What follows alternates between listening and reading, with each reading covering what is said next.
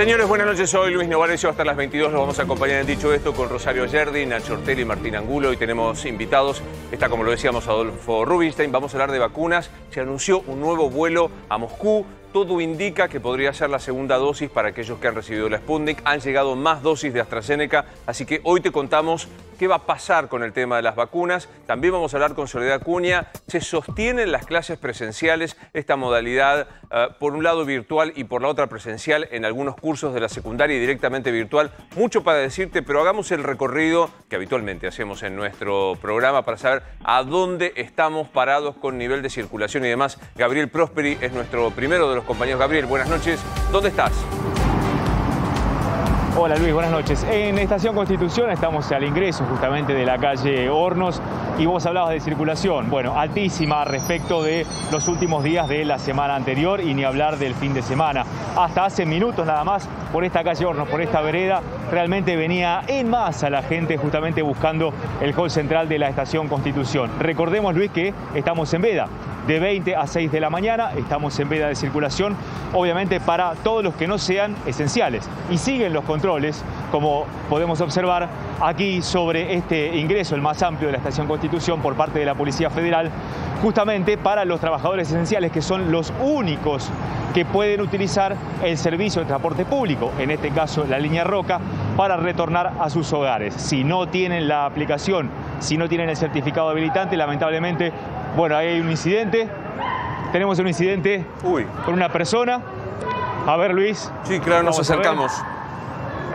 Sí, es una mujer que la están deteniendo entre dos mujeres policías. Bueno, tuvimos este incidente justo en la salida en vivo. No pudimos observar bien por qué se la están llevando detenida, pero bueno, evidentemente, por lo pronto, por resistencia a la autoridad. Ahí sí la llevan detenida. Es muy difícil porque estabas trabajando, Gabriel. A ver si nos podemos acercar. Sí, claro, todo tuyo, por supuesto. A ver si nos podemos acercar. Bueno, estamos ingresando al hall, Luis, para ver por qué han detenido a esta mujer. Ahí se la llevan hacia un lugar en donde la van a mantener allí, donde están las autoridades responsables de la Policía Federal aquí, que es la que interviene, ahí donde está ingresando este efectivo por esa puerta. Allí la ingresaron a la mujer. Bueno, cuando tengamos mayores precisiones, prometemos, Luis, averiguar mejor por qué se llevaron a esta mujer. Te decía, por la circulación. Bueno, vos ves, ¿no? Muchísima gente aquí en el hall central de la estación. Sí, mucha gente estoy viendo, la verdad. Es enorme la diferencia de la semana pasada cuando estábamos con vos a esta hora. No me atrevo a decir, es un día normal y un día normal con muchísima afluencia, Rosario. Recordemos que hasta la semana pasada había 30 servicios esenciales y hoy más de 70 servicios esenciales. O sea, hoy está viajando casi todos los que tienen empleo, que están habilitadas los comercios, están habilitados absolutamente todas las actividades, por lo cual pueden viajar en transporte público. Claro, cuando está diciendo Rosario 30 y 70, está hablando de los permisos, los que estaban habilitados. Hoy tenés 70 habilitados. Digamos, y agreguemos un dato más, y que ahora lo vamos a ver con nuestros compañeros. Hoy vos, que venías de La Plata, decías era un día de tránsito muy intenso, de un día intenso, Rosario, ¿no? Yo no veía el tránsito que se veía hoy en la autopista Buenos Aires-La Plata desde el 2019, pero antes de la pandemia. Era un caos en los ingresos a la ciudad de Buenos Aires. Bien. Me voy a ir a Puente Porredón. Allí está Mauro Gundín. Buenas noches, Mauro. ¿Cómo estás? Hola Luis, ¿cómo estás? Buenas noches. Y lo que vos estás viendo en pantalla es lo que está sucediendo en estos momentos mano a la ciudad de Buenos Aires, aquí, como bien decías vos, en el Puente Pueyrredón.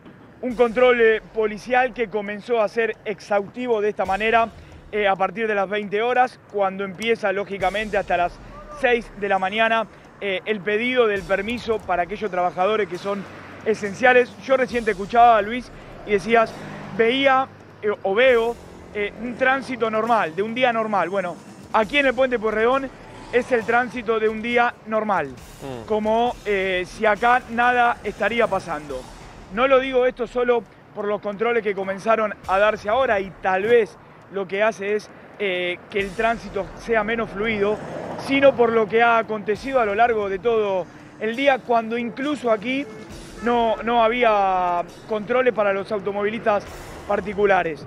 Son 4 carriles de ambas manos, Luis. Lo que sí se mantiene es cuando la prefectura, que es la fuerza policial que actúa aquí en el Puente Pueyrredón, para en el carril exclusivo a los colectivos de línea, accede a los colectivos y ahí sí, en cualquier momento del día, durante las 24 horas del día, se le pide el permiso de trabajador esencial a cada uno de los pasajeros.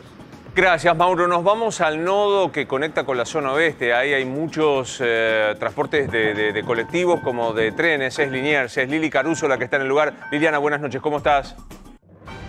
Buenas noches, Luis. ¿Cómo estás? Exactamente en la estación Liniers, donde aquí se conjuga, por un lado, el servicio de tren, como bien vos dijiste, y también grandes cantidades de paradas de colectivo. Te voy a decir algo. Acá no es el panorama que están mostrando los compañeros, pero claro, el tema es que el tren ya viene desde 11 cargado, va a Castelar. Lo que hay que decir, por ejemplo, en el tema del tren hay por lo menos todos los vagones vienen con pasajeros a esta hora, pero no están parados, son pasajeros que van sentados. Y ahora vas a ver que cuando cuando para el tren aquí en la estación, ahí hay más movimiento de gente, de pasajeros. Bien, cuando entras al andén, lo que hay es control de la Policía Federal y de la Gendarmería. Son las fuerzas federales las que controlan aquí en Liniers que tengan su permiso para subir al tren. La mayoría, el 90%, me dijeron recién la gente que está trabajando aquí, tiene ese permiso. Algún que otro que quiere colarse por ahí, me dicen, algunos me los calificaron oportunistas. Ahí estás viendo, ¿ves? No hay tanta gente ahora en el tren, también el horario, ¿no? Tal vez. Pero también lo que pasa es de este lado donde yo estoy ahora, que es el lado de Liniers de Rivadavia. ¿Y qué hay ahí? Vas a ver a lo lejos un control de la ciudad, la policía de la ciudad que verifica todo el transporte público que ingresa desde la General Paz hacia Rivadavia. Ahí el control es de la ciudad y todos los colectivos son chequeados, todos los pasajeros tienen que tener su permiso, no así por supuesto el tema de los autos. Y lo que te quiero confirmar también es que los negocios a partir de las 7 de la tarde bajaron sus persianas. La mayoría que está funcionando ahora son las que tienen el takeaway, como ya lo sabemos, pero no tienen público adentro. Exactamente, Luis. Bien. Gracias, bastante ordenado con el tema de las fuerzas y también de la gente que le requieren el permiso. Gracias, ¿no? Liliana. Como siempre, muy completo tu informe. Empezábamos con Constitución y Prosperi. Allí una mujer aparecía detenida. Gabriel, ¿tenemos novedades? ¿Qué pasó con esta mujer? Sí, Luis, me confirmaron recién que intentó pasar el control sin tener el barbijo puesto. Cuando las efectivos de la Policía Federal le pidieron que se pusiera el barbijo, ella intentó agredir directamente a la policía que le estaba reclamando eso. Allí, obviamente, actuaron las policías de la Federal, la retuvieron y continúa detenida en aquella puerta, por lo menos demorada, es lo que me dijeron, por lo menos demorada, por resistencia a la autoridad. Reitero, una mujer intentó cruzar el control sin barbijo, le pidieron que se pusiera el barbijo, ella no aceptó, le tiró un par de trompadas a la efectivo de la Policía Federal que la estaba controlando. Allí, por supuesto, actuaron las fuerzas de la Policía Federal y la mantienen detenida en esa puerta que te estaba mostrando recién. Bueno, la verdad, nobleza obliga, buen gesto el de la policía de controlar que usemos el barbijo. Me parece que es razonable que haya un pedido, sobre todo en un transporte público. Hoy lo escuchaba Eduardo López con Marcela Pagano, que decía que es vital el uso del barbijo, ya que se ve tanta aglomeración de personas en los trenes, que uno sostenga el barbijo bien colocado, no bajo la nariz, porque hay un promedio entre 20 y 40 minutos que viaja una persona sobre los trenes. Así que bien la policía allí en Constitución actuando, bien la reacción de que sean las mujeres las que finalmente la detengan a esta mujer, y supongo que será liberada prontamente, pero que sea un escarmiento para ella y para todo el mundo el uso del barbijo, ¿no?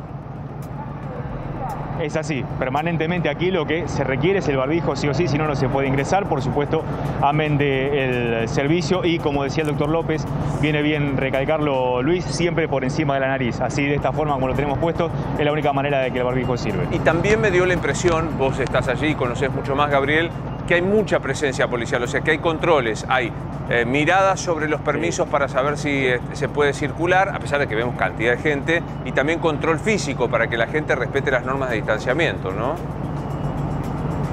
Sí, por lo pronto se está cumpliendo. A esta hora es mucho más fácil, ¿no? No estamos en una hora pico en donde realmente muchísima gente transcurre por aquí. Pero también lo que hay que destacar es que permanentemente hay, allí lo vemos, empleados que sanitizan permanentemente los molinetes, allí lo estamos viendo permanentemente. Cada vez que estuvimos acá haciendo coberturas en Estación Constitución, están sanitizando el molinete y eso de alguna manera da también cierta tranquilidad, ¿no?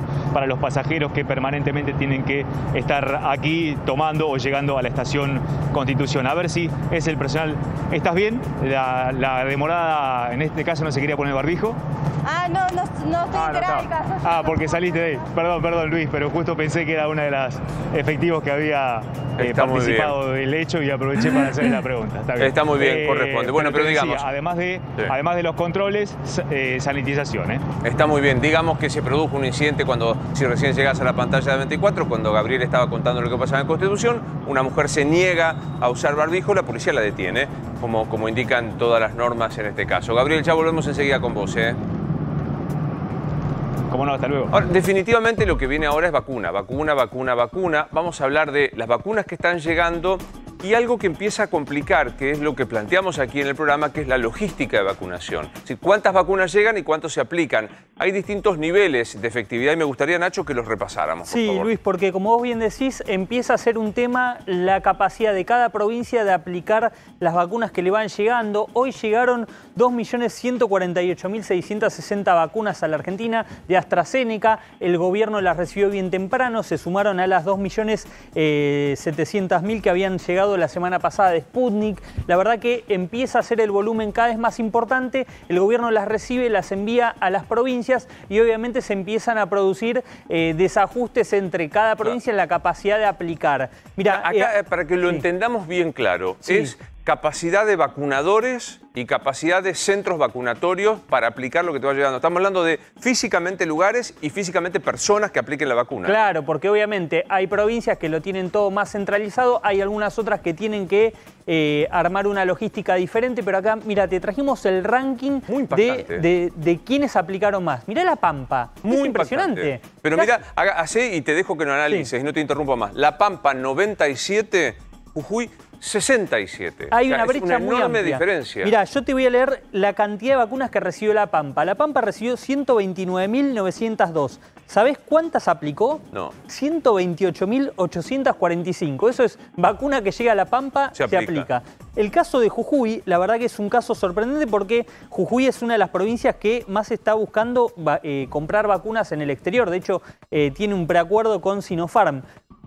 A Jujuy le llegaron 258.956.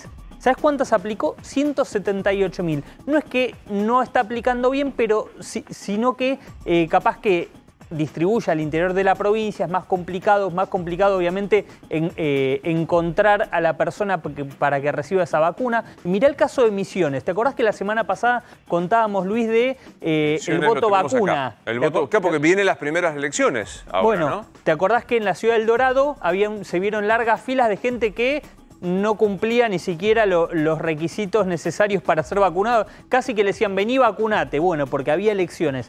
Mirá el caso de Misiones. Recibió 415.000. ¿Cuántas aplicó Misiones?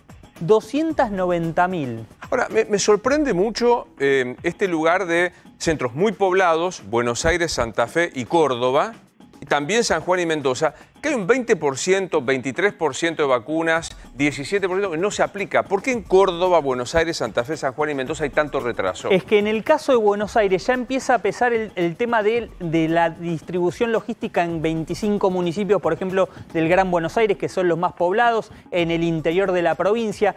Hay un remanente que obviamente la provincia, para vacunar de forma constante y que no se corte, porque obviamente al tener que vacunar 17 millones de personas, no es lo mismo que vacunar a menor cantidad. Provincia, mirá, te traje acá el dato. Recibió 5.800.000. ¿Cuántas aplicó, Luis? 4.700.000. Esto es provincia de Buenos Aires. Exactamente. No está mal. es un promedio dentro de todo que se ha mantenido constante desde que arrancó el plan de vacunación. Ciudad... Claro, esto iba a decir, destacá Cava, la Ciudad de Buenos Aires, no 90%. Pasa que el territorio de Cava te permite aplicar de mucho más fácil la vacuna. Tenés un territorio, una superficie menor y hay población centros... menor, un circuito más aceitado, eso es histórico. Por ejemplo, de primeras dosis recibió 1.282.000 y aplicó 869. Es vacuna que le llega a la ciudad, como dice Miguel, se aplica, pero obviamente hay siempre un margen de reserva. Bueno, después hay, más o menos lo que dicen los especialistas es siempre se tiene que mantener por arriba del 70%, Luis, ese porcentaje de aplicación. Obviamente el gobierno está poniendo el ojo en este tema porque quiere que no se genere un cuello de botella, sobre todo porque quiere avanzar lo más rápido posible en este plan. No quiero ponerlos en el aprieto porque aburro preguntando cifras, pero tenemos el total de vacunas recibidas en la República Argentina. 17.631.000. 17 millones más, grosso modo. Gracias, Adolfo, por estar con nosotros. 17 millones nos permite decir que estamos parados ¿dónde en materia de vacunación? En este momento estamos más o menos 2/3 partes de la población de mayor riesgo, los mayores de 60 años, los menores con comorbilidades, con enfermedades crónicas. 2/3 partes ya recibieron al menos una dosis. Supongo que con digamos, estos embarques que han llegado en estos últimos días y los que se supone que van a llegar en las próximas pocas semanas, se va a terminar de vacunar con una sola dosis a toda la población de riesgo, lo que puede provocar una inflexión, sobre todo en lo que significa la letalidad, las complicaciones, las internaciones en terapia intensiva. Ojalá sea así. O sea, aburrimos diciéndolo, la vacuna no te previene de no contagiarte ni de dejar de contagiar, te saca del tránsito difícil. No, hay vacunas que tienen mayor eficacia en la prevención de los contagios que otras. Por ejemplo, las vacunas que tienen la plataforma de ARN mensajero, la de Pfizer o la de Moderna, en principio tienen mayor eficacia para prevenir los contagios. Pero la mayoría de las vacunas, casi todas las que están en el mercado, previenen de manera casi total las complicaciones. ¿El ARN mensajero lo tiene, de las que tenemos en Argentina, qué? No, ninguna. ¿Ninguna? No. O sea, ni AstraZeneca, ni Sputnik, ni Sinopharm tiene ARN mensajero. No, son vectores virales.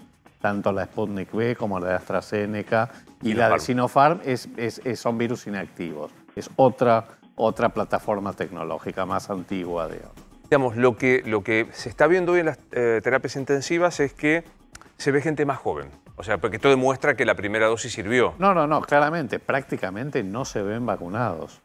De hecho, salieron informes de la Sociedad Argentina de Terapia Intensiva que están entre 85 y 90% de los internados en terapia intensiva no han sido vacunados, lo cual habla claramente de que la vacuna al menos está previniendo una sola dosis, que es lo que han recibido la mayoría de la población de mayor riesgo, previene las complicaciones, lo cual es muy bueno y de hecho es lo que está ocurriendo en muchos países donde han visto bajar de manera dramática con cuanto aumentó, digamos, la vacunación, la mortalidad y las internaciones hospitalarias. Hoy tenemos 17 millones de vacunas, número redondo. ¿Cuántos, la otra vez lo dijiste y lo olvidé a la cantidad, cuántos tenemos que tener para tener un 60 o un 70% de vacunados en la Argentina?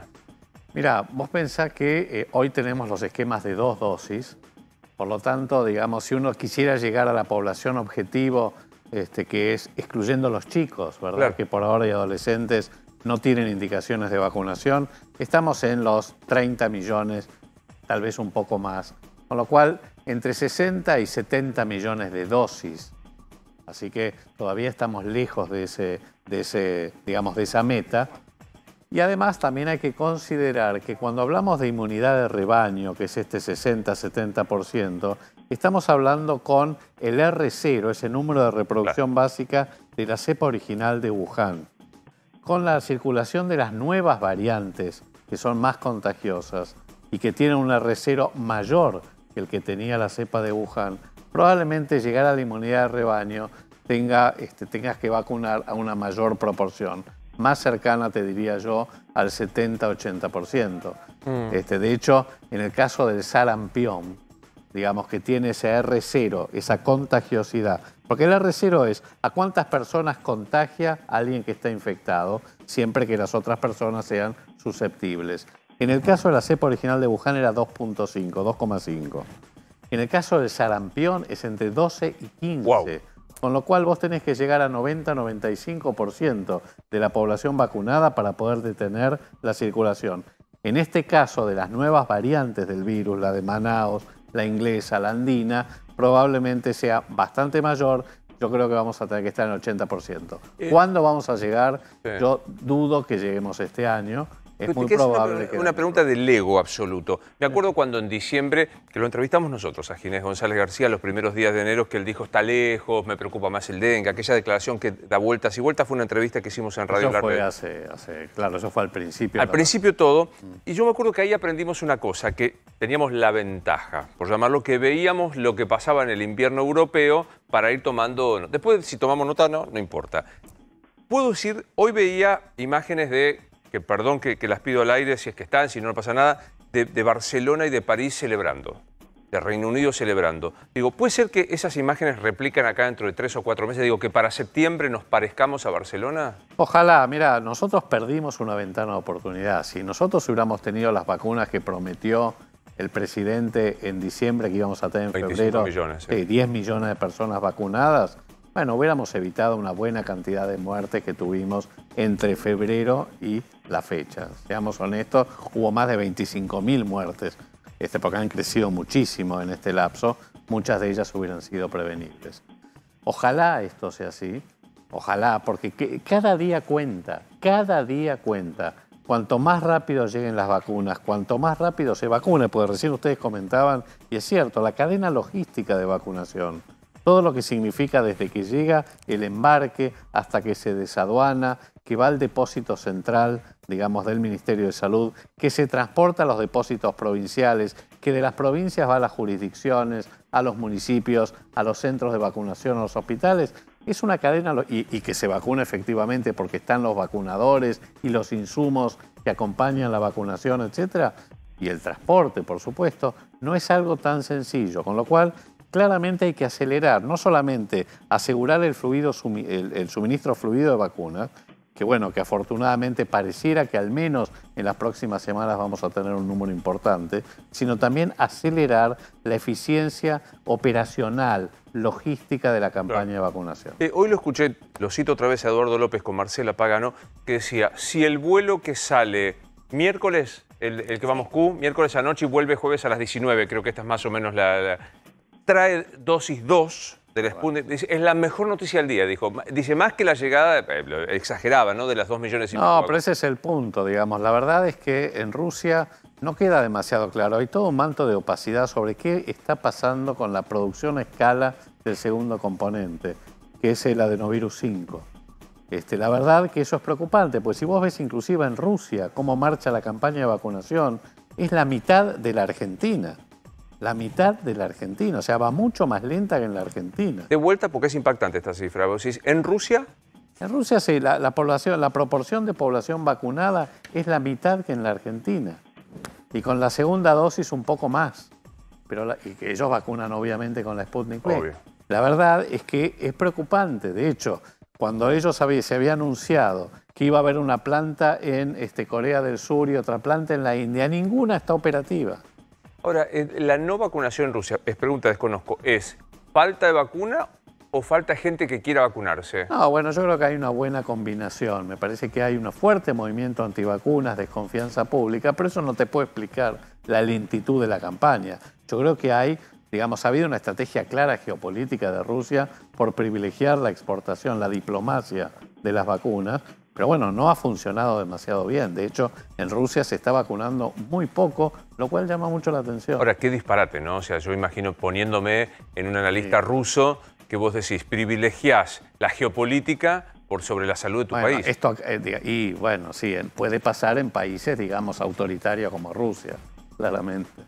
Claro. Hay una información urgente de Rusia. Sí, Nacho. Sí, Luis, tiene que ver con el anuncio de la producción local, la producción argentina, que hoy Alberto Fernández habló que si las cosas salían bien, entre 1,5 millones y 2 millones podrían empezar a producirse en la Argentina durante el mes de junio. Bueno, el gobierno trabaja contrarreloj para intentar un anuncio conjunto con Rusia, con Vladimir Putin.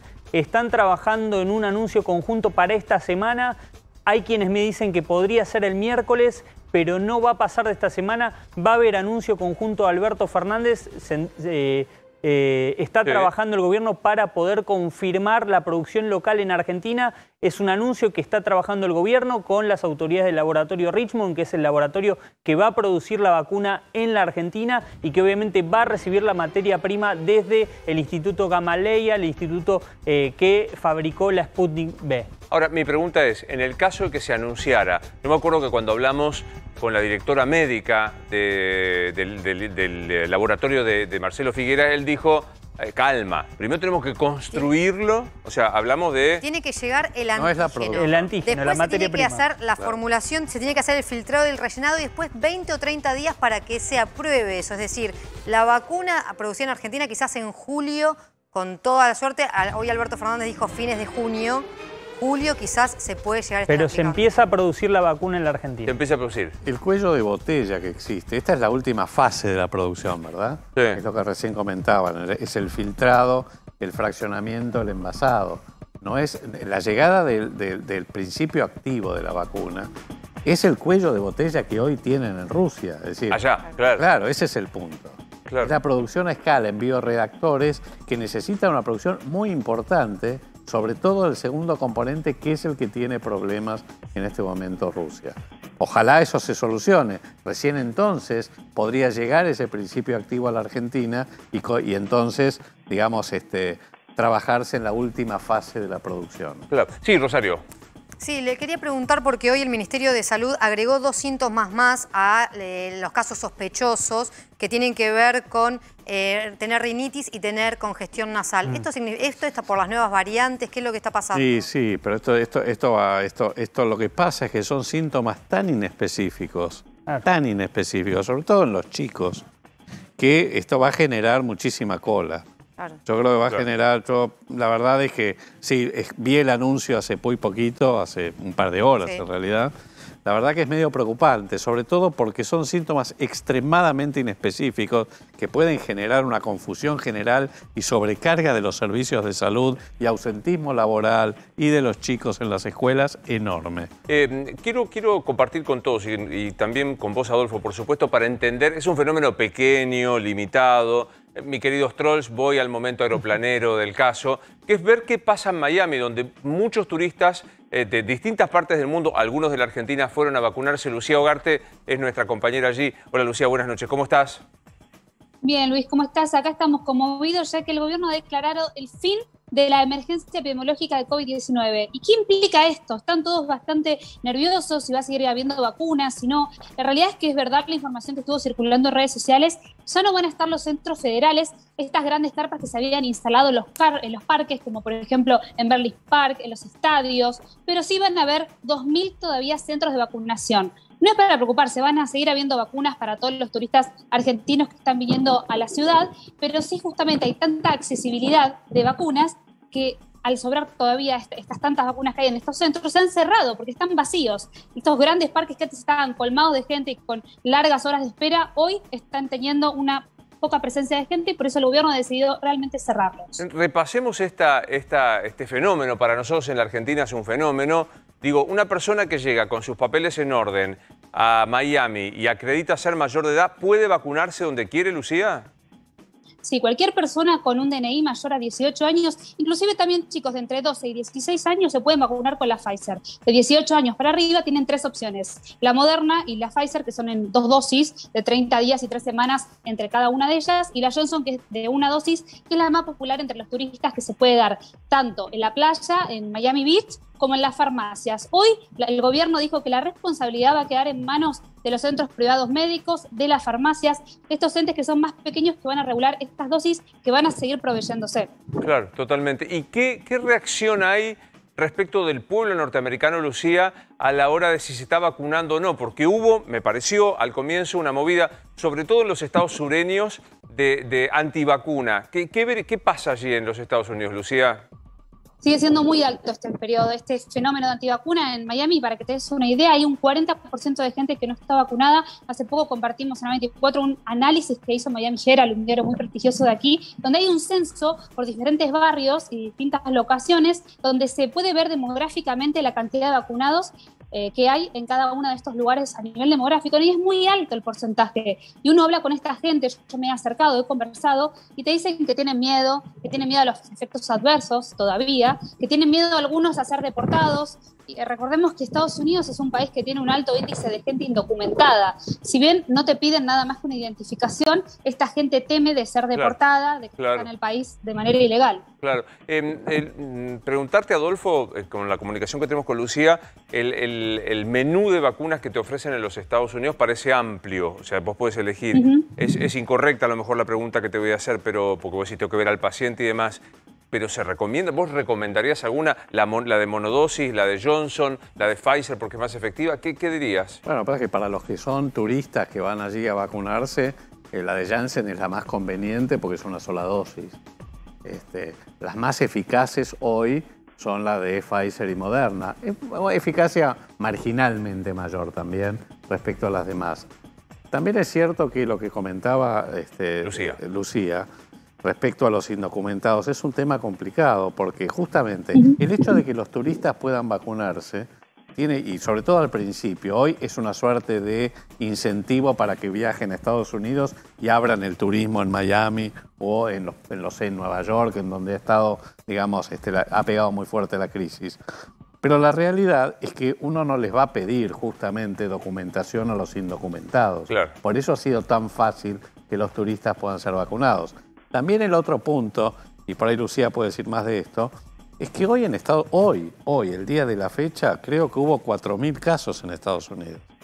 Contanos cómo está evolucionando el COVID allí, Lucía. Es impresionante la caída específicamente en la Florida, para que vean un poco de métricas, de porcentajes, el 20 de junio del 2020 había un 25% promedio de casos positivos, unos 3.000 casos al día, solo en la Florida estoy hablando. Hoy esta cifra bajó a un 2,3%, solamente 300 infectados, son números muy bajos en comparación al año pasado, por eso también estas decisiones que está tomando el gobierno. Y esto que decían de los indocumentados, sí es un tema complejo en este país, pero que uno conversa con la gente y sucede, y también tienen miedo al tema de los días laborales, el efecto secundario de las vacunas, el perder días de trabajo. Hay un cierto, obviamente, porcentaje de la población que necesita todos los días ir a trabajar, y dicen que no se pueden dar el lujo de darse la vacuna y ver de tomarse una semana o dos en caso de que tengan un efecto adverso. Es interesante también, pensados en la Argentina, para este universo pequeño de gente que puede viajar a los Estados Unidos, que hay alguna dificultad que conversábamos en la radio con Rosario y la responsable de la ANAC, que son las reprogramaciones de los vuelos, especialmente, Rosario, de compañías internacionales, no de aerolíneas argentinas. No es que se han cancelado vuelos, hay reprogramaciones. Se reprograman cada 15 días, anuncian el plan de vuelos, pero vos no sabés hasta 15 días antes cuándo podés viajar, y si es el vuelo ese, se te suspende y se te reprograma otro. No aerolíneas, hasta ahora aerolíneas no está pasando eso. ¿Hay un ranking de turistas que llegan a Miami, Lucía, para irse a vacunar de nacionalidades? Sí. Estoy hablando. Sí, argentinos estamos en el top 3 de nacionalidades. Les digo que uno va caminando por Miami y parece una provincia de Argentina. O sea, realmente en las fiestas electrónicas está repleta de argentinos, en los restaurantes, en los hoteles. La verdad que la reserva hotelera está altísima, por eso justamente se refleja en los valores. Hoy hospedarse en Miami puede salir hasta un 80% más que el año pasado. No hay lugar en los hoteles, los apartamentos con renta temporal también están colapsados, y todo esto también subió la demanda de los autos, por ejemplo. El alquiler de la rentadora de autos también se ve limitada. De hecho, es muy interesante el fenómeno. Uno habla con los dueños de las rentadoras y en medio de la pandemia tuvieron que reducirse, tuvieron que eliminar flota porque no podían sostenerlo. Y hoy Miami es una de las ciudades de Estados Unidos que más repuntó a nivel turístico y han tenido que agrandar su flota y están teniendo unas cifras récord. De hecho, no hay autos para alquilar, que eso también, bueno, es un problema entre los turistas. Lucía, contame, voy a hacer preguntas obvias, ¿no? Pero digo, hoy llegar a cualquier lugar de los Estados Unidos es llegar, con los papeles en orden, por supuesto, no hay cuarentena de ningún tipo y la vacuna es gratis. la vacuna es gratis, así es, solo hay que tener una identificación que diga que son mayores de 18 años de edad, o entre los niños de entre 12 y 16, con un padre pueden ir también a vacunarse.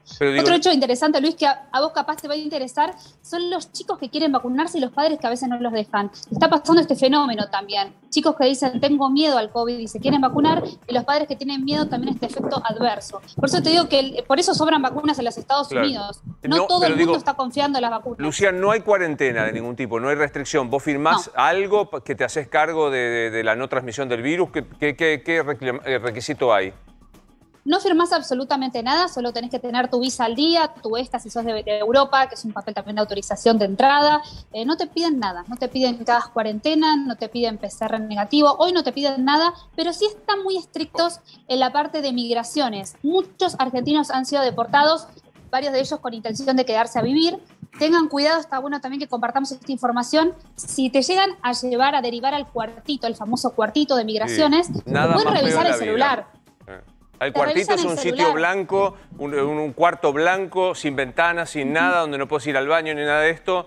Te juro que no soy un inmigrante ilegal, pero que por azar ligás ahí, ni se te ocurra pelearte, porque de orejas te toman de las orejas y te suben al próximo avión a la Argentina. Mira, te da miedo, Luis. Yo personalmente pasé por ese cuartito, no por ser ilegal, sino porque el año pasado quedé varada en Miami y no habían guardado, una locura, no habían guardado el registro de que yo había quedado varada en Miami. Entonces me hicieron pasar al cuartito y vi distintas situaciones de familias, de inmigrantes que querían quedarse a trabajar en los Estados Unidos, y eso lo ves porque te revisan el celular, te pueden revisar qué documentos tenés, y me han contado casos de gente que decía, tenés confirmado un trabajo y por eso lo detectan y eso es una prueba suficiente para deportarte a tu país. Sí, total. Adolfo, digo, esto que yo le preguntaba a Lucía, que no hay cuarentena, no hay restricción ni nada, la Argentina está muy lejos de que todo eso, o sea, que alguien que venga del exterior no deba cumplir el aislamiento por razones sanitarias. No, por ahora no, por ahora tiene que cumplir. Sí, definitivamente, por ahora sí. Qué razonable, quiero decir, ¿no? Absolutamente razonable, claro. No, justamente lo que hay que, digamos, cuidar es el ingreso de viajeros. Es cierto también que la Argentina hoy es un país de altísima circulación viral, pero de todos modos sí, me parece correcto, digamos, las medidas que se están tomando. Totalmente. Lucía, ¿qué movida política genera esto? Porque Biden, a diferencia de Trump, que había primero menospreciado el coronavirus, luego contrajo, da la impresión que tuvo el tratamiento con los anticuerpos monoclonales, se llaman, o como se llame, digamos, y Biden parecía en el otro extremo de la posición sanitaria, con un gobernador de la Florida también de distinto signo partidario. ¿Qué análisis político puedes hacer de lo que pasa con el tema coronavirus y vacunas? Bueno, ahora el tema de la semana es que Biden mandó a investigar a China, dio un ultimátum de 90 días con el Centro de Inteligencias, justamente porque quieren desmembrar el origen del COVID. Y expertos aseguran que esto es fundamental, que si no sabemos cuál es el origen del COVID, puede haber un COVID SARS-36, 40, puede haber otras derivaciones, y China no está siendo muy claro ni transparente con los datos ni la información. De hecho, hay como incongruencias entre lo que decía la OMS, la World Health Organization, acerca del origen de este COVID. Ellos decían que era poco probable que suceda en un laboratorio, cuando Trump y todo su equipo dejó pruebas suficientes, donde había 3, de hecho, hace poco el Wall Street Journal confirmó que hubo 3 personas integrantes de este laboratorio de Wuhan en China que tuvieron síntomas de COVID, que fueron hospitalizados.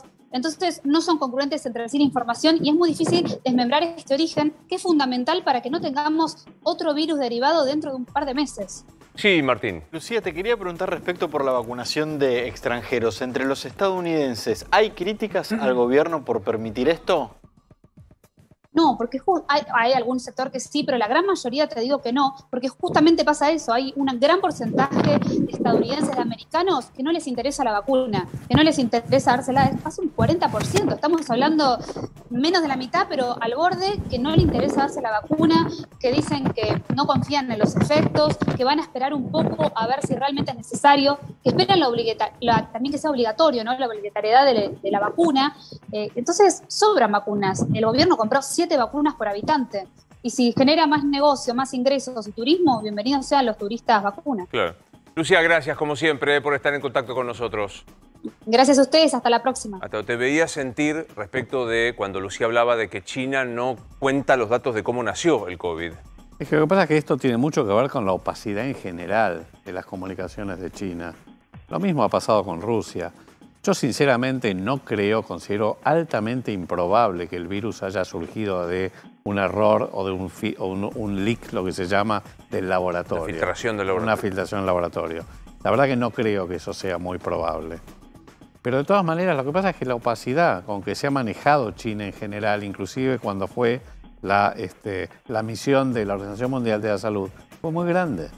Más allá de los argumentos de Trump, que tenían claramente un sentido político, la verdad que China debiera ser mucho más transparente en la comunicación de algo tan delicado y tan sensible como es el origen de esta epidemia. Claramente pareciera tener que ver con un salto de animales silvestres a los humanos a través de algunos intermediarios, pero realmente debiera abrir, digamos, las puertas para que se pueda clarificar bien esta cuestión. Y la hipótesis más Dan Brown de un virus creado para soltarlo como... De guerra biológica. Sí, sí, no. Como la novela, creo que es Inferno, no me acuerdo cuál es. La de... Qué sé yo, ya entra en el territorio de las conspiraciones, del terraplanismo.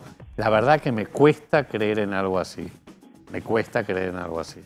Por eso me parece que lo más importante es que las Naciones Unidas, la Organización Mundial de la Salud, exijan que se clarifiquen las cosas, que se abran. Y yo creo que China debiera ser el principal interesado en hacer esto. Lo que pasa es que, bueno, hay una fuerte tradición en estos gobiernos autoritarios de opacidad de la información pública. Total. Entonces va más allá de la cuestión del virus. Se entiende. Como siempre, un placer, ¿eh? No, ¿Ya sos candidato a diputado? No soy candidato a nada. Bueno. Por ahora. Gracias, de verdad. Por ahora, me gustó. Soledad Acuña es la ministra de Educación de la Ciudad Autónoma de Buenos Aires. Soledad, buenas noches. ¿Cómo estás? ¿Qué tal? ¿Cómo estás, Luis? Bien, son las 21:04. ¿Te atreves a decir el índice de asistencia? Empecemos por la primaria y preprimaria que hubo hoy con el reinicio de las clases presenciales. 78% de presentismo de estudiantes. Esto es, no, en un día, iba a decir normal, ya no sé ni cuándo es normal, pero digo 2019, ¿cuánto es la presencialidad? Es un promedio similar porque en esta época empiezan los fríos y empiezan los resfríos y entonces los más chiquititos no van. Los lunes, después de fin de semanas largos, tampoco van, con lo cual es un presentismo promedio en un año normal y es muy similar al presentismo que tuvimos hasta el 21, que fue el último día antes de las restricciones de estos 9 días. Es decir, que en primario y preprimario hoy fue un día de clases habitual, había voluntad de los papás y de los chicos de concurrir a las escuelas de manera presencial. Sí, con la particularidad de la alegría de los nuevos comienzos, ¿no? Porque cada vez que volvemos, después de días de receso, vuelven los chicos con una alegría particular que todos los docentes resaltan, que no hay adulto que pueda entrar a una escuela y no se emocione de verlos con la felicidad que llegan a las escuelas y con la concentración que se quedan en las aulas, porque esta es la nueva normalidad en las aulas, muchísima concentración, mucho cuidado y respeto de los chicos y mucha actitud de cuidar ellos mismos su propio espacio para que no vuelvan a sacárselo. El presidente dijo, están jugando con fuego y se van a quemar, en alusión a los que volvieron a las clases presenciales en centros urbanos con alta circulación de virus. Mira, los días que tuvimos las discusiones más fuertes, al principio cuando el decreto del presidente salió de forma intempestiva y suspendió las clases, que tuvimos que ir a la justicia, que esperábamos al fallo de la Corte Suprema, esos días fueron los días donde más bajó el presentismo, porque las familias se sentían inseguras viendo las discusiones y las peleas de los políticos, las peleas nuestras entre los que estamos en los ámbitos de decisión. Entonces nosotros creemos que cuidar la presencialidad, cuidar a los chicos en la escuela también es no generar estas discusiones. Nosotros no queremos confrontar, tenemos toda la energía puesta en hacer la mejor presencialidad posible. Ya tenemos vacunada casi a la mitad de los docentes, tenemos los próximos días con una vacunación masiva porque están llegando las vacunas por parte del gobierno nacional y tenemos capacidad de vacunar a 30.000 personas por día. Estamos sacando una plataforma para aquellos chicos que tienen que reforzar aprendizajes en sus casas, además de lo que ven en la presencialidad. Estamos trabajando en las capacitaciones docentes. La verdad que la energía está puesta en hacer de esta experiencia de presencialidad la mejor posible para los chicos y chicas. Da la impresión, ya pasó este lunes, no hubo ninguna presentación judicial para que se impida, corregime, Martín, no apareció nadie, como las veces anteriores, ¿no? Hay una que viene de decretos anteriores que se está tramitando, pero bueno, con los cambios de decreto y demás hay que ver en qué término está, pero hay una. Hoy no apareció ninguna organización de padres, de hijos, de aquello que presentándose. El proyecto de ley que se debería votar esta semana, también, que habla de la alarma epidemiológica. Con los semáforos. Digo, para entenderlo, ¿la Ciudad de Buenos Aires va a sostener la presencialidad en estos términos? Preprimario, primario, primero y segundo año, mixto. ¿Perdón? No, decía, en la medida que las condiciones sanitarias y epidemiológicas nos lo permitan, vamos a seguir de esta manera. Trataron de decir cuáles son estas condiciones para que los papás estén alertados de qué debería pasar para que esto se vuelva atrás. Mira, nosotros en principio por los próximos días vamos a seguir con este modelo, no le pusimos fecha a este decreto para regular la presencialidad porque queremos que se sostenga lo máximo posible y de hecho si mejoran las condiciones epidemiológicas seguir aumentando la presencialidad o devolverle presencialidad a quienes hoy no la tienen de secundaria. Pero en principio nosotros analizamos un montón de variables que tienen que ver con la cantidad de contagios, la cantidad de camas, la edad de los que ocupan las camas, también el resto de las actividades, cómo se están cumpliendo, cuál es la tasa de uso del transporte público, porque cuando nosotros decimos que hay presencialidad es porque no hay otro tipo de actividades. Nosotros decidimos priorizar la educación, priorizar la presencialidad por sobre otro tipo de actividades de nuestra ciudad. Sí. Entonces también analizamos el cumplimiento de esas actividades y de esas restricciones y en función de eso vamos decidiendo y vamos avanzando. Pero en principio, bien, para la tranquilidad de las familias, nosotros tenemos pensado que por los próximos 15 días por lo menos sigue esta misma modalidad o en el mejor de los casos podemos ir recuperando presencialidad para los chicos de la secundaria, que tengo una innumerable cantidad de mensajes en el mail, en las redes, de familias que piden por favor que a los adolescentes les demos el espacio de presencialidad que lo necesitan y entendemos y lo sabemos y también sabemos que tenemos que hacer un esfuercito en ese nivel, pues son los chicos que más usan el transporte público y los que hoy pueden estudiar de forma autónoma y darle el espacio a los chicos más chiquitos para que tengan presencialidad. Bueno, subrayo para que quede claro y abro la mesa que lo que acaba de decir la ministra es que por lo menos hasta el 11 de junio inclusive, que son los próximos 15 días, se sostendría, salvo un colapso dramático, las clases presenciales. ¿La secundaria te imaginas que empiece en estos 15 días? En estos 15 días no creo, pero sí vamos a tratar, si todos nos cuidamos y seguimos cumpliendo las normas y si logramos seguir bajando las tasas de contagio y la cantidad de contagios totales en la ciudad, vamos a tratar de recuperar espacios de presencialidad para las escuelas técnicas, los talleres, ir de a poquito, pero sumándoles presencialidad a los más grandes de secundaria. Sí, Nacho. Ministra, ¿cómo le va? Le quiero consultar por qué la decisión de mantener el secundario a partir del tercer año de forma virtual o no presencial, mejor dicho, basado en que son quienes más utilizan el transporte público. Acá el debate parecía ser en un momento si había contagios en las escuelas o no, y ustedes explican la virtualidad o la no presencialidad del secundario por el uso del transporte público, que es precisamente lo que el gobierno nacional hizo especial hincapié al decidir el cierre de las escuelas en el AMBA.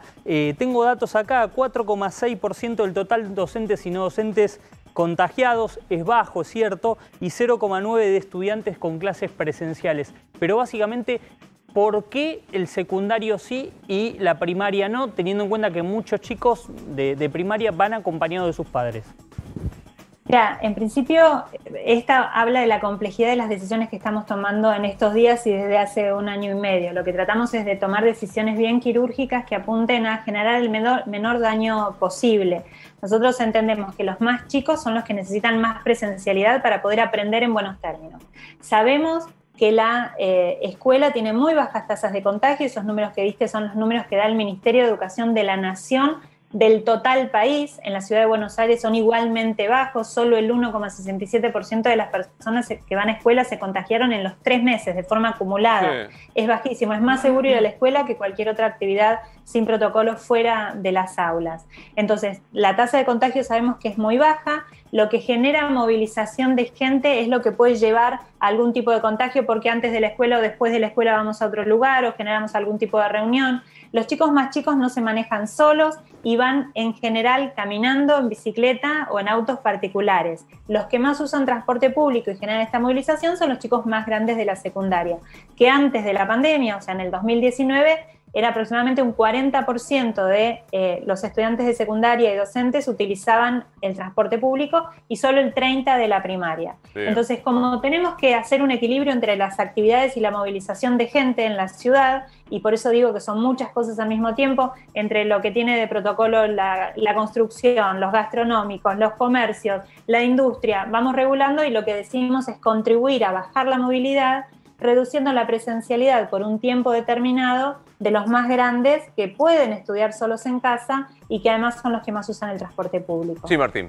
Ministra, respecto de la posibilidad de que se adelanten las vacaciones de invierno en la Ciudad de Buenos Aires, ¿eso va a depender del aumento de casos? ¿Va a depender de alguna otra variable? Y si se puede utilizar como una herramienta en el caso de aumentos de casos de no suspender las clases ahora, sino adelantar las vacaciones.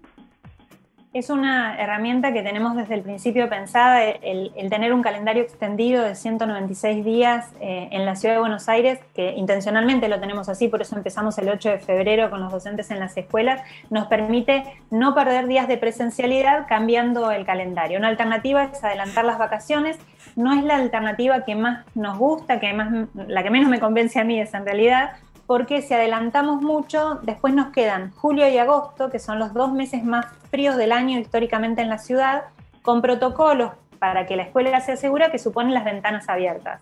Entonces, si adelantamos ahora las vacaciones, nos van a quedar los 2 meses más fríos con los chicos adentro de las aulas y las ventanas abiertas. Entonces, estamos viendo distintas alternativas, como puede ser, por ejemplo, juntar los días de jornadas institucionales, que son esos días que los docentes van a la escuela, pero los chicos no, que son para espacios de mejora institucional se llaman, y quedan 3 en lo que resta del año, entonces quizás si las juntamos todas en julio hacemos vacaciones más largas. Estamos analizando distintas opciones para acompañar la política sanitaria, pero también tener cuidado de no perjudicar lo educativo. Bien. Una variable que juega en esto es la vacunación también, y como estamos vacunando de forma acelerada, quizás no se hace necesario tanto adelantar. Sí, Acuña, usted dijo que por 15 días cree que se puede sostener la presencialidad. Esto, como dijo Novarecio, es hasta el 11 de junio, que es hasta cuando rige el decreto de necesidad de urgencia nacional que habla de la suspensión de clases presenciales. ¿Hay diálogo? ¿Retomó el diálogo con el ministro Trota para coordinar? Mira, nosotros en el decreto de ciudad que regula esta vuelta a la presencialidad, no solo educativa, sino de la actividad económica de la ciudad, no le pusimos fecha de finalización a la parte educativa porque nuestra intención es no tener que estar cambiando todo el tiempo. En principio sostener esto y a lo sumo incorporar presencialidad donde nos está faltando, si es posible de acuerdo a las condiciones sanitarias.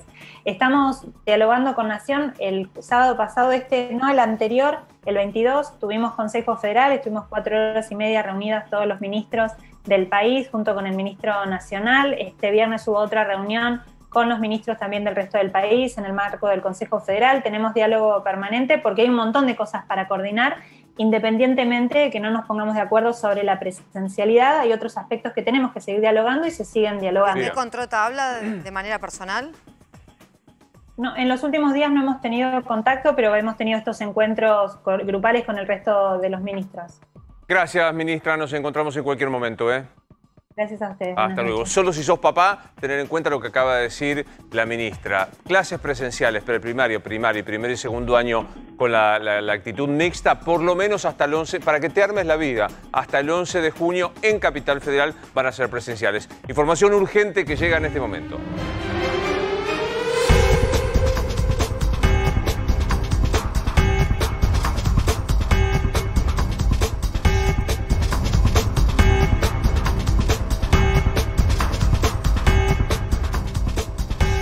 Grave preocupación en Saavedra, un procedimiento con robo, con personas detenidas, hubo disparos en el barrio. Liliana Caruso, ¿qué ocurre allí?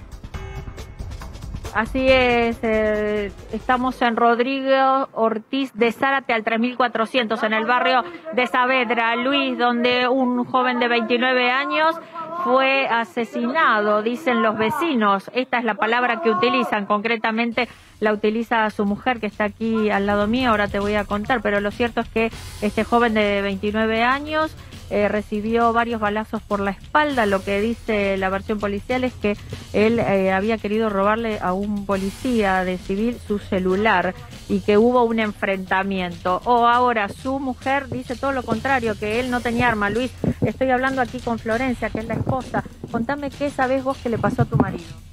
Te digo la verdad, no sé qué fue lo que le pasó porque estoy esperando todavía que se acerque el comisario o el fiscal a hablar conmigo.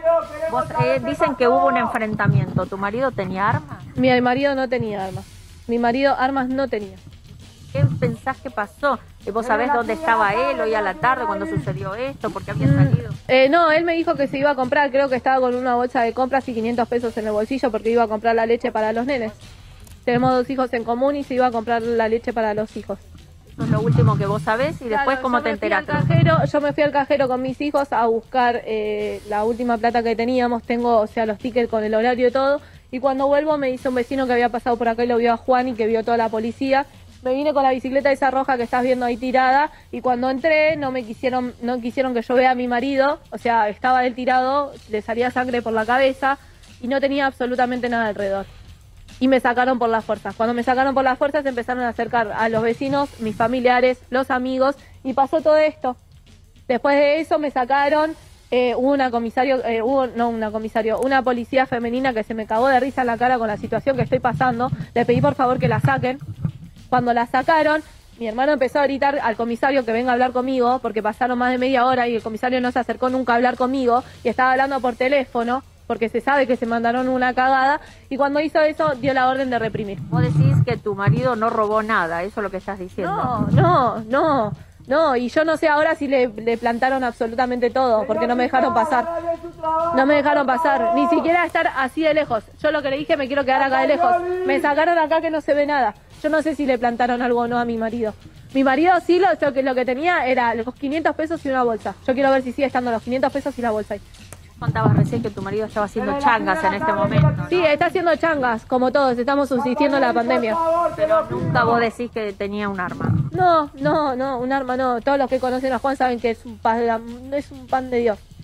Contabas recién que tenía antecedentes, pero que él había cumplido con todo y que había cambiado su vida. Sí, él ya había cumplido, encima de eso fue cuando tenía 18 años, yo ni siquiera lo conocía, yo lo conocía a él cuando tenía 20.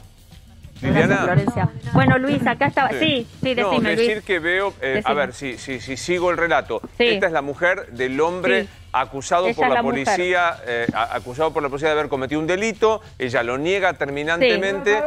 Veo un clima ahí. Exacto. Muy. ¿Quién es esa persona que grita?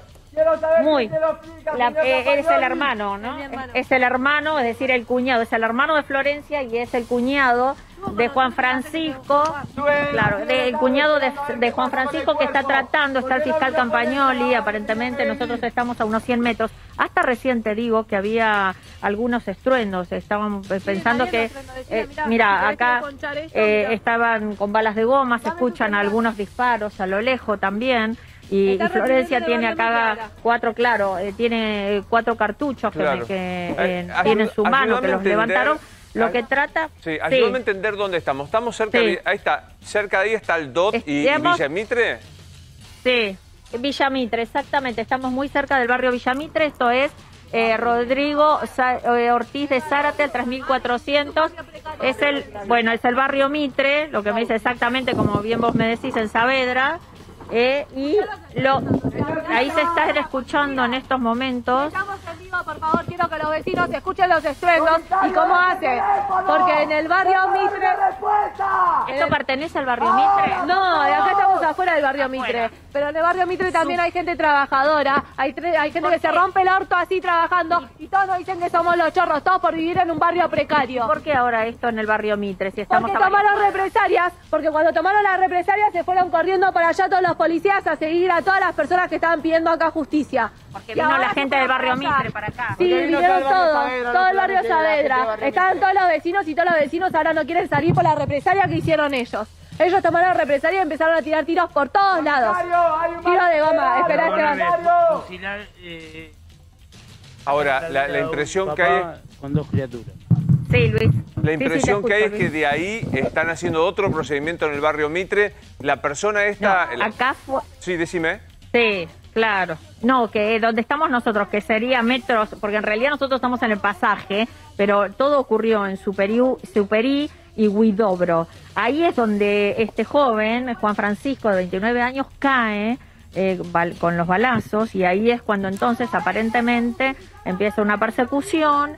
se corta aquí el tránsito, estamos más a de 150 metros, nosotros más o menos, de donde está instalada ahora la carpa, donde está todavía el cuerpo de este joven en la calle, y del otro lado, sí, estamos más o menos a unas 10 cuadras del barrio Mitre, es ahí donde todavía se escuchan los estruendos, las balas de goma y toda esta situación precaria. Nosotros veníamos viendo de varias cuadras ya los patrulleros, Luis, y lo cierto es que esa gente del barrio Mitre lo que hizo fue venir aquí para ver lo que había pasado y apoyar de alguna forma hasta Florencia. Esta es la situación que se da ahora, bastante confusa por ahora. Tenemos dos versiones distintas, pero Luis, el barrio esta noche no duerme, se escucha todavía, no sé si llegás a captar. Sí, claro. Dame un instante que voy a saludar a otro entrevistado y volvemos cuando vos lo digas, Liliana, Gracias, muy amable. Bueno, esto está pasando en este momento con los dos escenarios de un barrio muy difícil, más el barrio lindero, que es Villa Mitre, ahí cerca del DOT, donde ya ha habido varios procedimientos, y es competencia del doctor Campagnoli, que está en el lugar. Quizá podamos hablar con Campagnoli cuando termina este procedimiento. Bueno, cambiamos de tema y volvemos a hablar. Yo te decía que hay, primero, una cuestión sanitaria que ya abordamos con Rubinstein, las vacunas que llegaron, cuándo vienen las segundas dosis, qué va a pasar con la inmunización de personas, y otro es análisis político, ¿no? ¿A dónde está parado hoy el gobierno nacional, que tiene a un presidente cada vez más verborrágico, a mi modo de ver, en el peor momento de la pandemia, con el menor índice de credibilidad? Pero se lo voy a preguntar a un reconocido analista que es Rosendo Fraga. Hola Rosendo, buenas noches, ¿cómo le va? ¿Qué tal, Luis? Gracias por llamarme. Por favor, ¿qué análisis hace de la gestión Alberto Fernández hoy desde el punto de vista político en esta crisis sanitaria que tenemos? Bueno, yo creo que un año atrás, 31 de mayo del año 2020, encontramos un presidente con alto consenso y una política de diálogo. La foto de Alberto con Larreta. Un año después nos encontramos que el consenso ha bajado y nos encontramos que esa política de diálogo ha cambiado. Hoy lo que tenemos es una política de confrontación. Ahora, en esto hay que ver dos cosas. Está la pandemia, dificultades con la vacunación, pero lo económico-social. La situación económico-social es la prioridad 1 de la gente. La pandemia es la 2.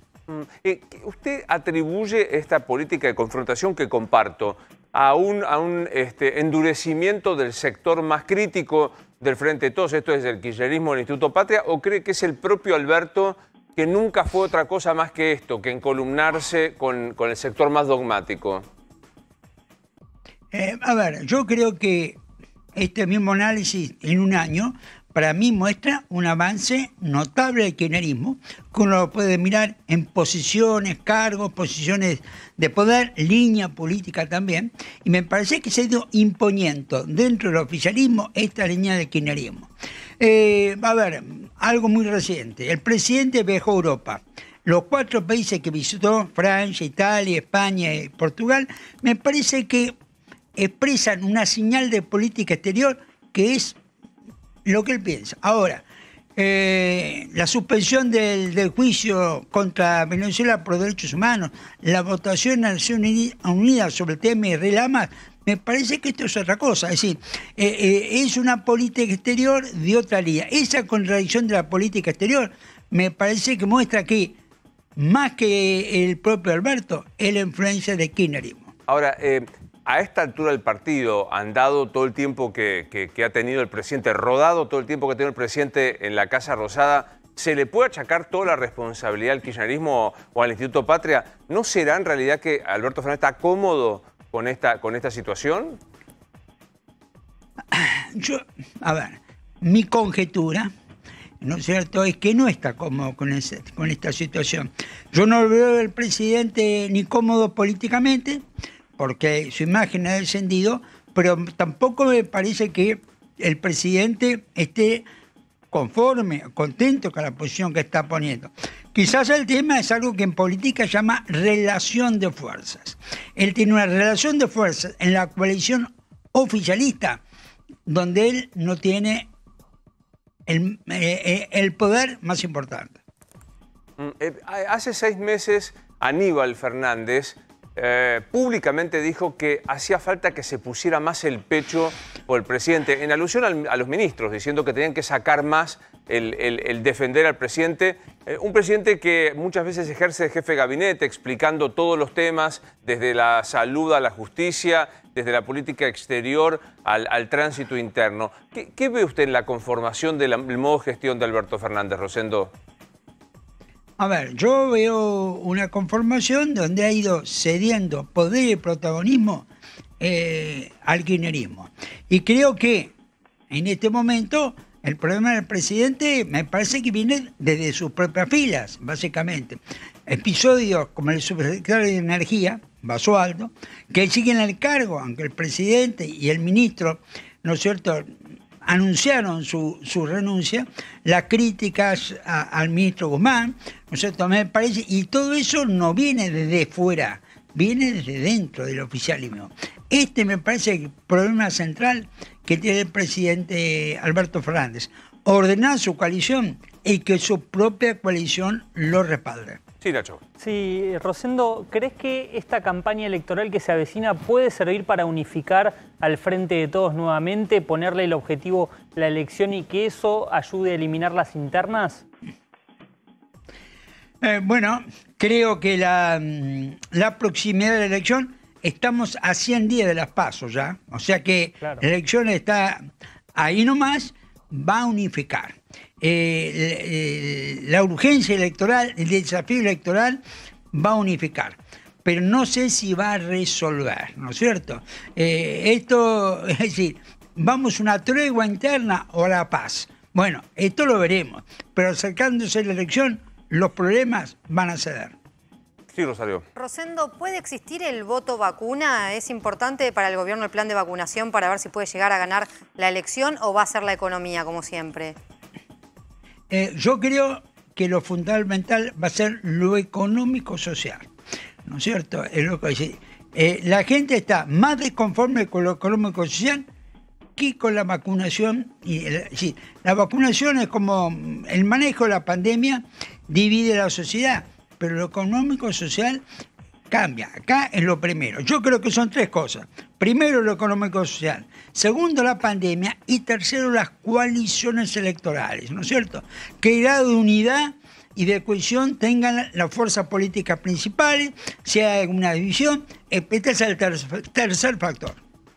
Ahora, Rosendo, ¿y la oposición cómo se puede parar de la mejor manera frente al gobierno en las elecciones? Porque ellos también están con una interna, muchos lo marcan entre halcones y palomas. Sí, yo creo que hay una interna, a ver, quizás más compleja que la que tiene el oficialismo. El oficialismo, muy claro, la Casa Rosada, el kirchnerismo son los dos protagonistas principales. Pero me parece que el oficialismo, además de ello, un radicalismo que está en el Frente de Todos, que busca más protagonismo, más espacio, más presencia en la lista. El expresidente Macri, que dice que no va a ser candidato en el 23, pero que busca no perder el liderazgo. Patricia Bullrich, Larreta, Vidal. Me parece que es un momento de una atomización importante. La oposición tiene más chance de hacer una buena elección que hace 5 o 6 meses. Pero lo que no se ve es la unidad, el liderazgo, la cohesión en este momento. Y el otro, sí. Sí, por favor, Rosendo, no, sí, por favor. No, aquí después tiene que resolver este grupo llamado, digamos, libertario, porque 3, 4 puntos, 5 puntos que pierdan por ese grupo, claro, es la diferencia entre ganar o perder. Quiero despedirlo con algo que usted mencionó al comienzo, pero ahondar un poco más. ¿Usted tiene clara cuál es la política exterior de Alberto Fernández? Digo, porque sus contradicciones propias son fáciles de enumerar, quiero decir, ¿no? Antes de asumir, Venezuela no tiene Estado de Derecho, hoy retira la acción en Venezuela, la posición con Israel y demás. ¿Tiene claro digamos, con qué idea internacional se queda alineado el presidente de la Nación? El presidente, su primer viaje tras ser electo fue a Europa Occidental, España, Portugal, Italia. hace 15 días volvió en esa dirección. Yo creo que su referencia es la socialdemocracia europea, pero de esa línea han tratado de desviarse y han mostrado contradicciones. Personalmente creo que esa es la influencia del kirchnerismo y consecuencia de la relación de poder dentro del oficialismo. Bueno verlo siempre, Rosendo. Le mandamos un gran abrazo. No, gracias Luis. Hasta luego. Que siga usted bien, Rosendo Fraga aquí. Bueno, nos queda hablar. Prometamos temas para la próxima media hora, señor Nacho Ortelli. Bueno, Macri en un Zoom de Juntos por el Cambio. ¿Qué dijo el expresidente y qué repercusiones tuvo su aparición en lo de Juanita? ¿Lo viste? Sí, lo vi.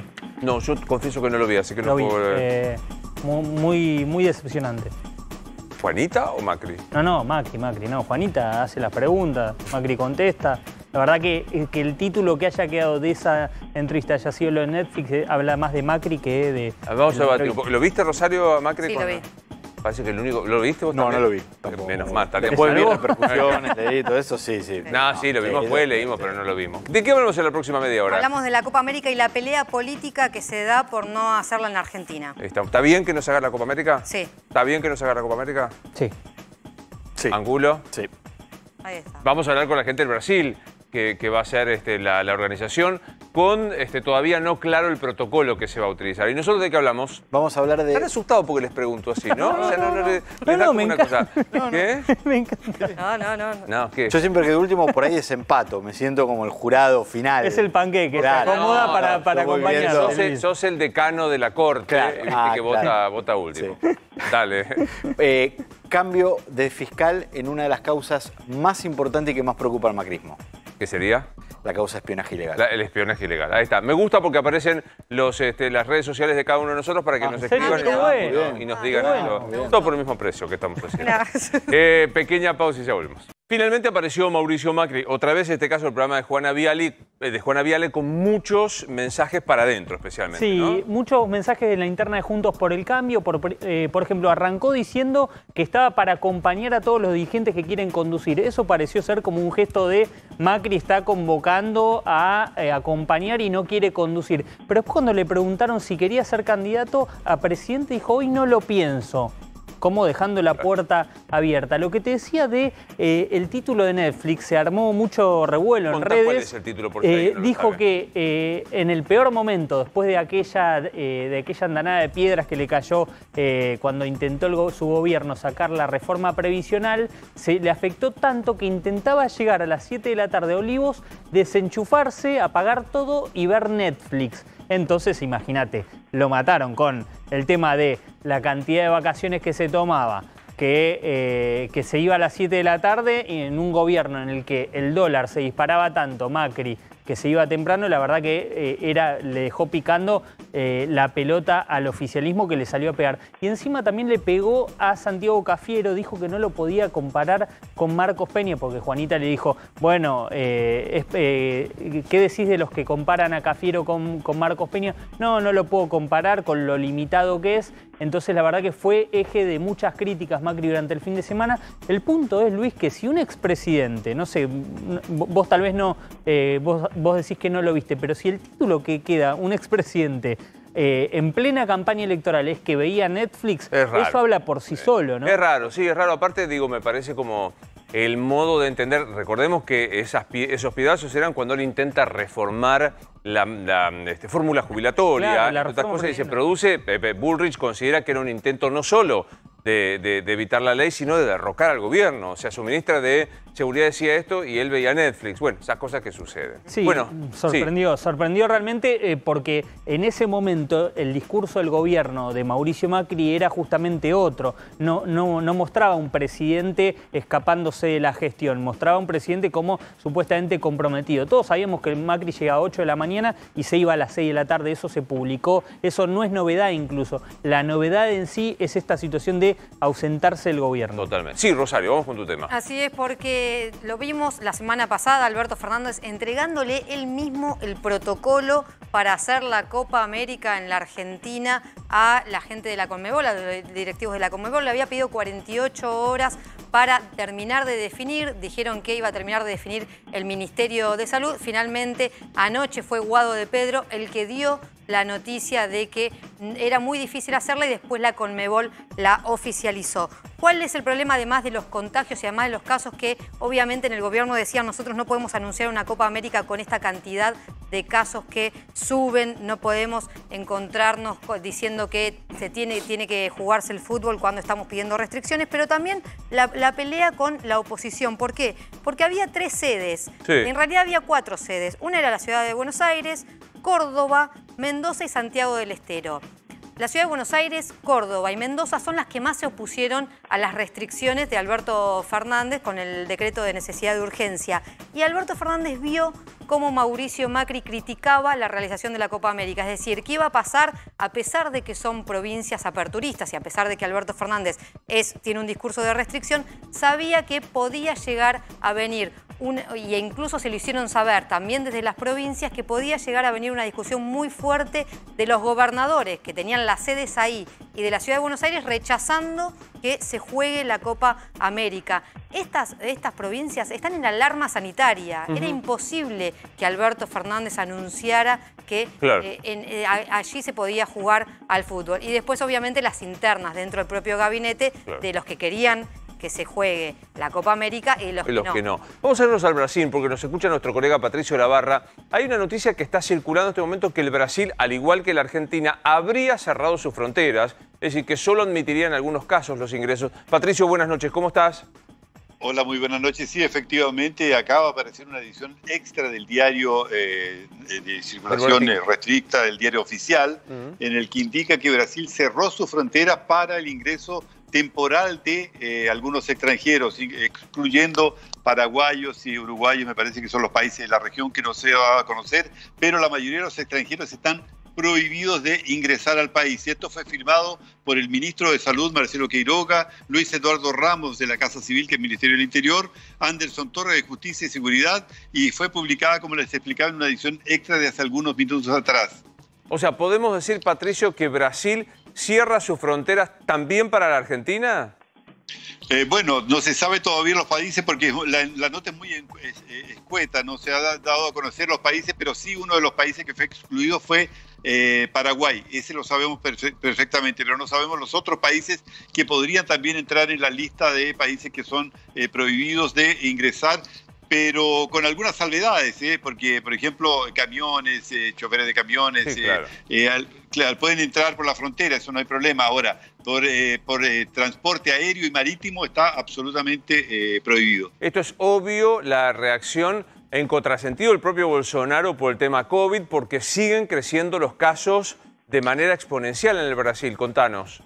Exactamente, exactamente. Hoy tuvimos 879 casos, pero el promedio es de 1.900 personas que mueren por día primero. Hay 462.000 personas que han perdido la vida, 16.500.000 personas contagiadas. Afortunadamente hay 14 millones de personas que se han curado, pero el problema es las amenazas de una tercera ola que los científicos nacionales y extranjeros están determinando. Podría ser producto de la falta de preocupación por la población, que todavía continúa haciendo aglomeraciones, fiestas clandestinas, y la otra, el aparecimiento de estas nuevas cepas que son mucho más agresivas y de más fácil diseminación, como es la cepa que ingresó por la India, es decir, que personas que vinieron de la India en vuelos y también en transporte para cargar minerales. Se han descubierto aproximadamente unas 100 personas que estarían contagiadas con esta cepa y se han creado barreras sanitarias en los estados para poder impedir la diseminación dentro del país. Ahora, por primera vez se toma una medida así tan estricta como esta, porque está asustando mucho a la comunidad científica nacional. Patricio, ¿se conocen ya las características de los protocolos para el juego de la Copa? Porque, digo, está claro que, y corregime, no va a haber público, va a ser limitado el ingreso de personas en las delegaciones. ¿Se sabe qué requisitos se van a exigir? Bueno, hay una noticia de última hora que dice lo siguiente: Bolsonaro no confirma Copa América y si de realizar se establecerían condiciones que creo que no le van a convenir a ninguna delegación. Primero, porque tendrían que traer un certificado de vacunación con varios días de anticipación. Recordemos que demora en hacer efecto unos 30 días por lo menos entre la primera y segunda dosis. Segundo, que los clubes, las selecciones estarían restrictas a los hoteles que fueran determinados, que les sean determinados los estados que acepten la realización de la Copa. Ya hay varios estados que se han opuesto, e incluso es más, la Comisión Parlamentaria de Inquérito que está en estos momentos analizando la omisión o posibles omisiones del gobierno en el combate a la pandemia, está convocando al presidente de la Confederación Brasileña de Fútbol para que explique, porque hasta el momento no hay ningún responsable. Dicen que él dijo que no había ningún contrato firmado, que eran una estimativa que podría ser realizado o no, porque conversó con el presidente de la Patricio, perdón, porque esto es vital lo que está diciendo. Hoy la Conmebol emitió en su Twitter oficial el comunicado que Brasil lo había aceptado. Ahora Bolsonaro dice que es solo una posibilidad. Exactamente, no hay nada cerrado, no hay ningún contrato firmado, y es más, parece que esto fue autorizado por el ministro de la Casa Civil, que es el Ministerio del Interior, claro, Luis Eduardo Ramos, y no por el presidente de la República, de manera que en estos momentos hay una incertidumbre tremenda, claro, de que si se realiza o no. Además tienes esta otra medida de impedir que extranjeros entren al país, es decir, hay una contradicción muy fuerte, porque o sea, si por un lado yo te digo, a las 10 menos 10 de la noche, hora argentina, ¿para vos no está confirmado que Brasil haga la Copa América? Para mí y para toda la prensa nacional, que acabo de escuchar ahí las declaraciones del presidente de la Confederación Brasileña de Fútbol, que tendrá que explicarse ante el Parlamento. Hay que decir que, vos decías, el ministro de la Casa Civil, nosotros no tenemos este cargo, pero es el ministro vital. Recordemos, Dilma era la ministra del Interior. Claro, era la ministra, claro, de Casa Civil de Lula, Dilma, y así, digamos, es el ministro central, el ministro político, ¿no? Exactamente.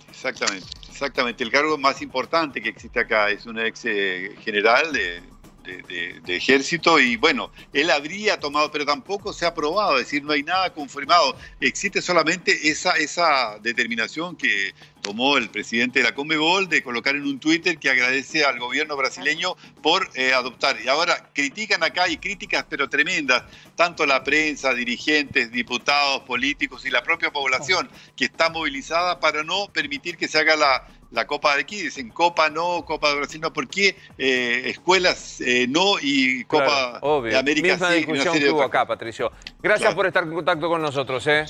No, por favor, que esté muy bien, Luis, y espero tener mejores noticias en un futuro próximo. Que así sea. Bueno, dato, el presidente de Brasil no confirmó la realización de la Copa América y se cierran las fronteras. Veremos si la Argentina queda incluida en este cierre, porque hasta ahora el boletín oficial no lo ha establecido. Pausa. Hay una causa que preocupa mucho al macrismo, que es la denuncia de espionaje ilegal, y que tiene ¿qué modificaciones? Hoy un nuevo fiscal, Franco Picardi, uno de los fiscales de Comodoro Pi, se hace cargo del expediente en reemplazo de Carlos Stornelli, quien, cuando la causa pasa de la justicia de Lomas de Zamora a Comodoro Pi, era el fiscal designado. ¿Por qué se aparta de Stornelli? Porque dice que una parte del espionaje ilegal se dio en la cárcel de Seiza, de donde él cree que también salió lo que él llama la operación para su causa en la justicia de Dolores, en la que está procesado también por, entre otros delitos, por espionaje ilegal. Entonces dice, yo no puedo participar acá. Hoy fue designado Franco Picardi, que empieza a ser un fiscal clave para el macrismo. ¿Por qué? No solo por esta causa, en la que voy a intervenir ahora, donde entre otros están procesados los ex jefes de la AFI, Gustavo Arribas y Silvia Magdalani, sino porque también es el fiscal que interviene en la causa de la llamada mesa judicial del macrismo. Y hay un dato que a los exfuncionarios del gobierno de Macri seguramente no les va a pasar por alto desde hoy que Picardi salió designado, y es que Picardi fue funcionario del gobierno de Cristina Kirchner. Claro. Fue funcionario del Ministerio de Justicia de la Nación.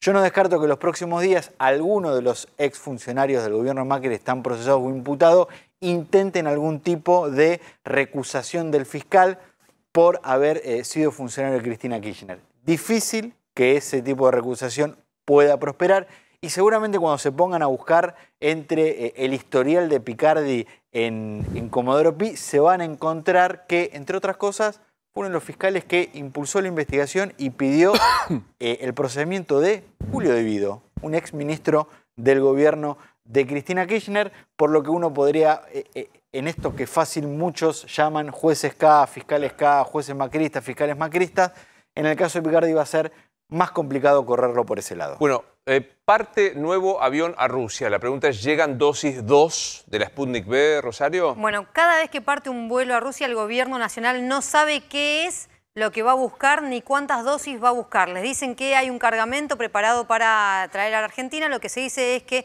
sería un número histórico el que traerían de Rusia, porque lo máximo que se trajo son 700.000 dosis, y hay que ver si es el componente 2 finalmente. Señores, nos vevemos mañana. Gracias a la gente de Royas. Estoy feliz de vestir Royas. Soy Luis Novarecio. Esto es Dicho Esto.